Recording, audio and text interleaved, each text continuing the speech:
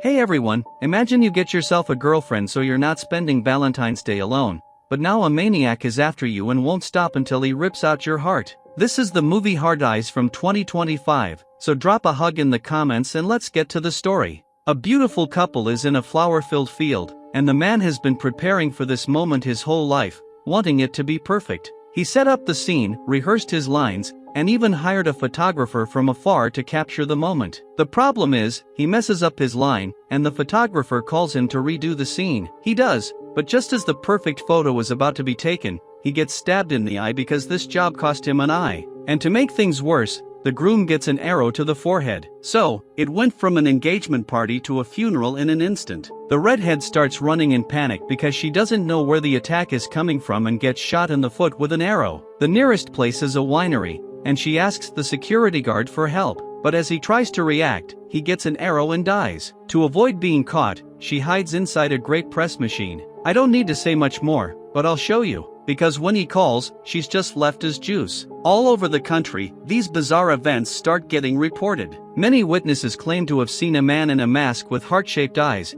chasing after people in love. Valentine's Day would be the perfect day for him to make new victims. And here we meet Ally, who's at a cafe with her friend Monica. Monica suggests she should have sex to relax. The barista calls Ally's name, but at the same time, a very handsome man appears and grabs her coffee. She thinks it was a mistake, but they both ordered the same drink, and his name is Jay. They try to talk, but they both get nervous, and it ends with her accidentally headbutting his nose, which starts bleeding. So, she heads to work to avoid making things worse than they already are. When she arrives at work, her boss calls an emergency meeting because Ally got the opportunity to create this year's Valentine's Day commercial. The company needs to make millions from jewelry sales, but Ally created an ad where everyone dies from love. And because of the recent events, death isn't exactly a great theme, which means she'll definitely get fired. Her boss hired a specialist to fix the problem, and he had worked for several companies across the country and around the world. And by chance, it was Jay. Ally looks pissed off because there's no way the day could get worse. At the crime scene, detectives Nico and Crystal arrive. Nico starts flirting with Ally because, on Valentine's Day, no one should be alone. But she says she'd rather spend the night solving crimes than with him. At the scene, they find a ring with the engraving JS along with the man's heart. Ally starts cleaning her office, sure that she's about to get fired. But her boss shows up and tells her she hasn't been fired because Jay asked to work with her, and she still has 6 months left on her contract. She tells Monica everything in the bathroom, and Jay is listening. He says they need to work together since they only have 1 day left, and invites her to talk at a romantic restaurant in the city center. It starts to feel more like a date than a work meeting, so Monica says Ally needs to buy a suitable outfit. But Ally is out of money, so Monica reveals her trick.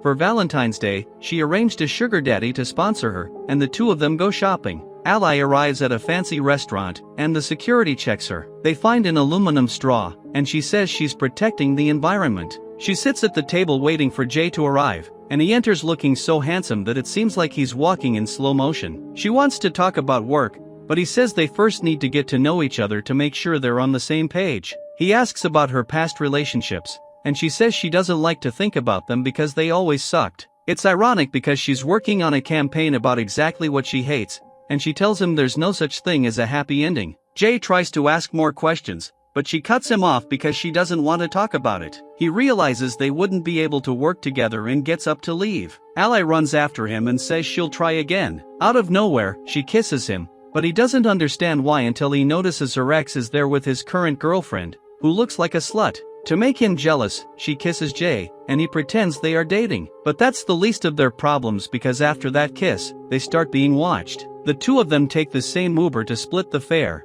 and he drops her off at her place. But she stands at the door, nervous because she's forgotten her key somewhere. The driver tells her she was waiting for him to confess his feelings, and he steps up like a knight in shining armor, breaking the glass to let her in. But to make things even more interesting, he cuts himself while doing it. She invites him upstairs, and the night keeps getting stranger and stranger. Inside her apartment, everything is a mess. It doesn't look like she works for a big, wealthy company and lives in a place that feels more like a prison. She says she works a lot. Ally presses a point in her hand and mentions that she knew how to do it well since she started medical school but would feel sick around blood. On her nightstand, there's a suspicious device that likes to vibrate, and she wants to hide it in the closet. The problem is, the serial killer who targets couples in love is right there, and the two of them start fighting together to survive. To avoid things getting worse, they try to claim they're not a couple, but everything that's happening between them feels like a romance movie. They run to a dark alley, and the masked man shows up. Jay goes after him but gets knocked out,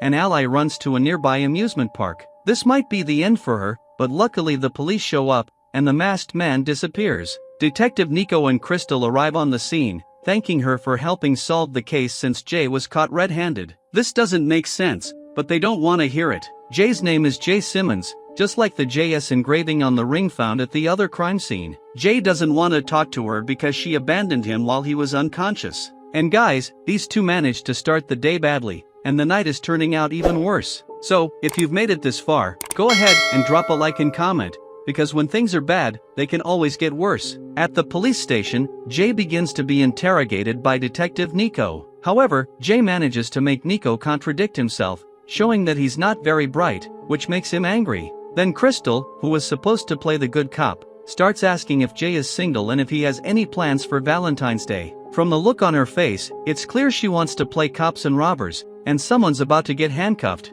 Ally arrives at the station and starts talking to the officer at the desk, saying that Jay didn't do anything because he was with her the whole time, fleeing from the killer. Her word could serve as proof. Detective Crystal shows up and says she's in control of Jay, and everything will be fine. The problem is, nothing will go right because the lights at the station suddenly go out. Ally is sure the killer is there, but the chubby officer doesn't want to listen. In the first distraction, she dies. Ally, being smart, manages to run, but the masked killer is right behind her. Crystal says she'll deal with him, but all they hear is her scream of death. Nico tries to save his partner but gets stabbed, proving Jay was right about him being unprepared. With all this happening, they forgot Jay locked up in the room, handcuffed to the table. The masked man shows up with his machete, and Jay has nowhere to run. But the double mirror starts to crack because Ally grabs a gun and starts shooting. She misses all the shots, but it's enough to scare the killer. Now, the two of them need to escape. She runs down the street and almost gets hit by a car, but Jay saves her. They almost kiss, but then they remember they're not living a romantic story. The killer is still chasing them, and logically, anyone would go to another police station or arm themselves to the teeth. Instead, they head to the city park, where couples go to watch old romantic movies. They hide in a van where a couple is making out. People around them notice the killer but aren't sure if it's just someone wearing a mask trying to scare them. Meanwhile, in the van, the two begin to open up and explain why they don't believe in love. Jay comes from a broken family where his parents were always fighting. He tried to work through that to build a healthy relationship, but his relationships never worked out. Ally says she came from a very good family where her parents lived the romantic story everyone dreams of. But when her father passed away, she couldn't recover because he was the love of her life, and that's why she doesn't want to live that kind of story. At the same time, the couple behind them was reaching the final moments and started making some strange sounds. The masked man can't stand seeing others happy, so he opens the van door and takes both of them out. The problem is, they were also discovered and now need to escape.